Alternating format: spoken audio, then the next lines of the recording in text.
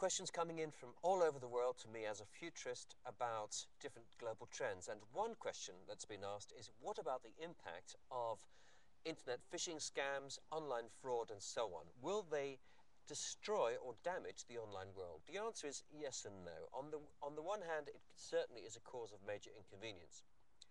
But on the other hand, the online world is so convenient that people will still continue to use it. Now let's look at the size of the problem. In the United States alone in 2008, we saw $250 million stolen through online phishing scams, cybercrime of just about every kind. And that was around 275,000 different complaints of different kinds. And these different things varied in their origin. Unfortunately, a lot of it has come from within the United States itself, from the UK, from Nigeria, from China, and other countries. And an awful lot of that crime is unreported, so the real figures are likely to be much higher.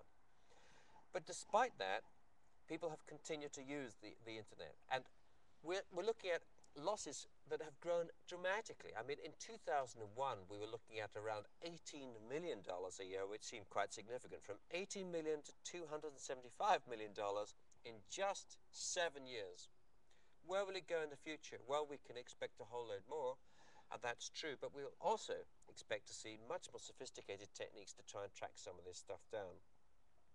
And then there's the other issue of spam. It's extraordinary that despite all the sophistication of the online world, spam still remains the menace that it actually is. We've seen well up to 1 billion messages, 2 billion, 3 billion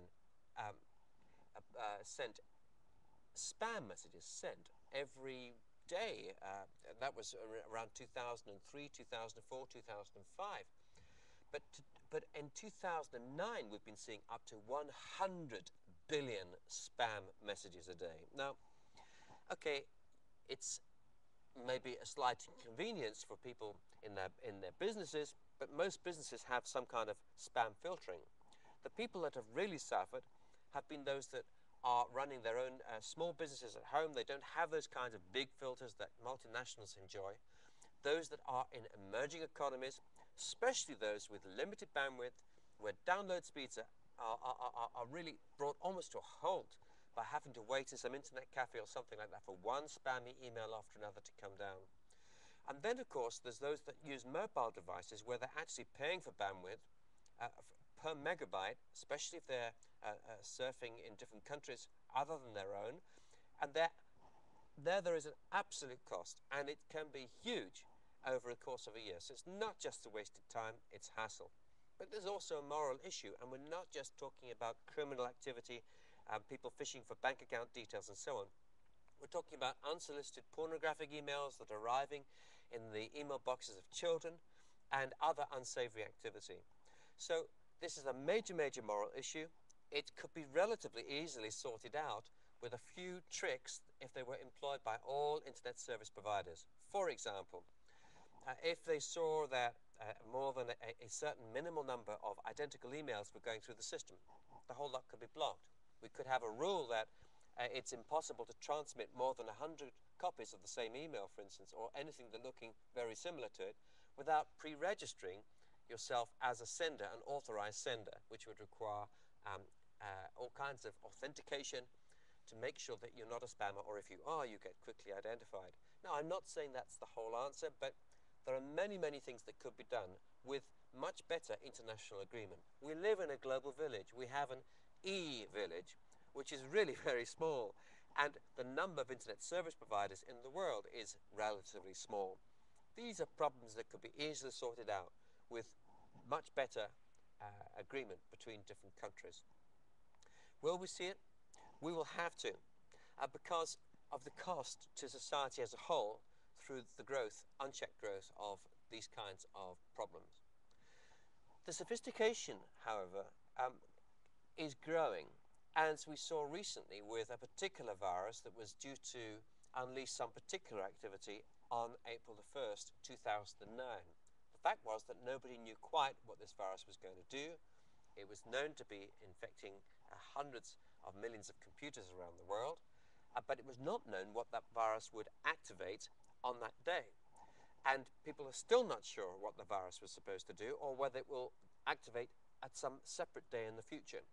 The virus is programmed to generate random email addresses every few seconds. And through a fiendishly clever technique, at a particular nanosecond in history, it was programmed to produce a particular website and drive computers to it so that they could then download what the next piece of instruction is. And that could be a directed attack to deny service to users of a particular bank. It could be to close down the embassy of a particular government. It could be just about anything. And we need to remember that while a lot of cybercrime is for financial reasons, we're also seeing political attacks, as we saw against the government of Estonia not so very long ago. So watch this space as we see a continued leapfrogging of innovation between those that make viruses and scamming and phishing attacks on the one hand, and those that seek to fight them on the other with all kinds of new software tools and software patches and so on. And we will see also some of that talent that's been used to attack people being recruited by security services and turned around as weapons against the enemy. And we've seen that happen in the past.